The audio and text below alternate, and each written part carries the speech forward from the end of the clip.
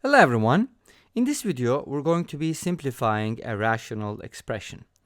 We have x to the fifth power plus x plus 1, which is a quintic, divided by a quadratic, which is x squared plus x plus 1. So we're going to try to simplify this expression, and I'll be presenting two methods.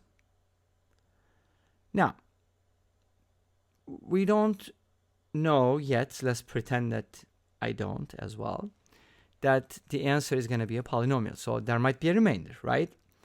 But how do we know? How do we find out? Well, first of all, I'm going to assume that the numerator is divisible by the denominator. So here's what I'm going to do. For my first method, I'm going to factor the numerator. But while factoring, I'd like to use the denominator. First of all, notice that they both have x plus 1. So that's kind of nice. So if I manipulate the numerator in order to include x squared, in other words, take x to the fifth plus x plus 1 and write it as x to the fifth minus x squared plus x squared plus x plus 1. Now, why did I do that? Because I wanted to include x squared plus x plus 1 inside this quintic. I'll show you now a quick divisibility criteria. Number theory is beautiful, obviously, right? And as Gauss said, it's the queen of mathematics. So what we're going to do here is we're going to look at a divisibility criteria. So here's the thing. If x to the fifth plus x plus 1 is divisible by x squared plus x plus 1, this is divisible by itself. So this must also be divisible by x squared plus x plus 1. Did that make sense? So here's what I'm saying in number terms. Suppose you have 35 equals 15 plus 20. This is true, right? We know that 20 is divisible by 5 and 35 is divisible by 5.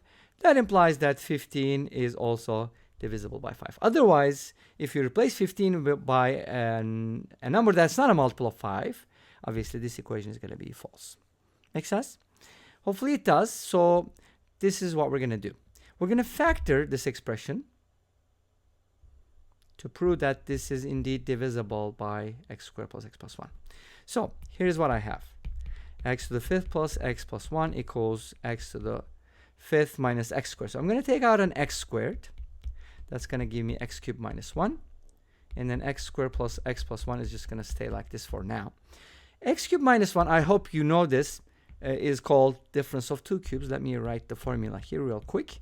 A cubed minus b cubed can be factored as a minus b times a squared plus ab plus b squared. So we're going to factor this. X to the fifth plus x plus 1 is going to be x squared times x minus 1 times x squared plus x plus 1 from difference of two cubes. And this guy here is going to be 1 times x squared plus x plus 1. Now we got ourselves a common factor. Awesome. Let's go ahead and take it out. This one. X to the fifth plus x plus 1 is x squared plus x plus 1 times x squared. I'm going to distribute this. X cubed minus x squared plus 1. Okay. Done.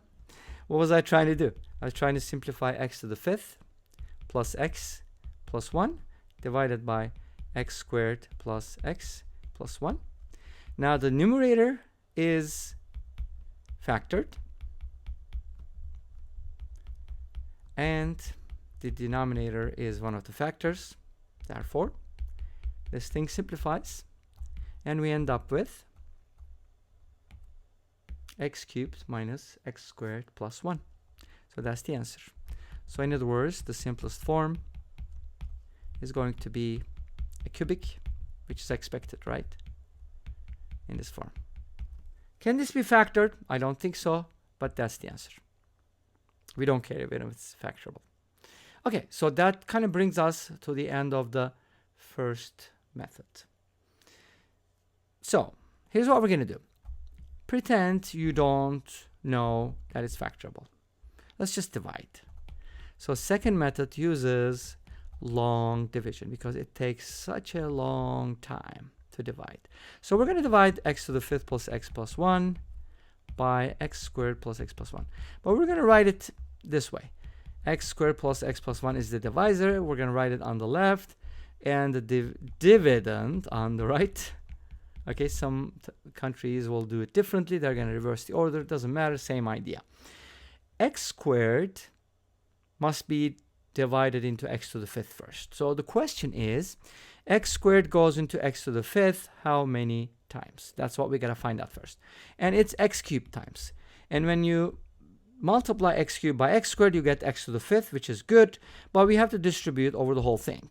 Make sense? And then subtract, just like dividing normally.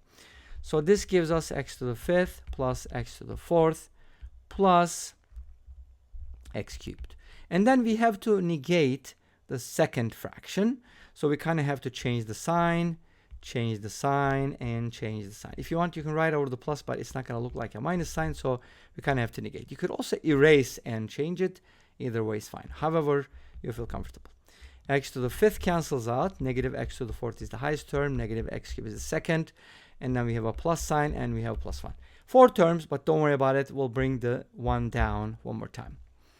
Now, x squared goes into negative x to the 4th how many times? The answer is negative x squared times.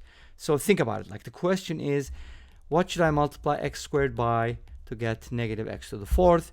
And the answer is negative x squared. Right? You see that? Okay. If you can do that part mentally, so you don't have to write this down every time, it'll be good. Just practice. So we got to distribute the negative x squared over here, just like before. Let's go ahead and do it. If you multiply negative x squared by this, if you want to write the negative x squared here a little bit, then you can do that. Multiply negative x to the 4th, negative x cubed, so far so good, minus x squared. Now, we're going to negate everything again, but this time it's fairly easy because everything is minus, so everything is going to be a plus sign and add it. X to the 4th cancels out, x cubed cancels out, and we end up with x squared plus x plus 1. And guess what? That goes into itself exactly 1 time. Great. We already knew that, right? I mean, come on, the remainder would be 0. Now, if you distribute the 1, of course, you're going to get the same thing. And if you negate and subtract it, I can just totally negate the whole thing because their sum is going to be 0. You got it? No remainder, evenly divisible. It's factorable. And that's the answer.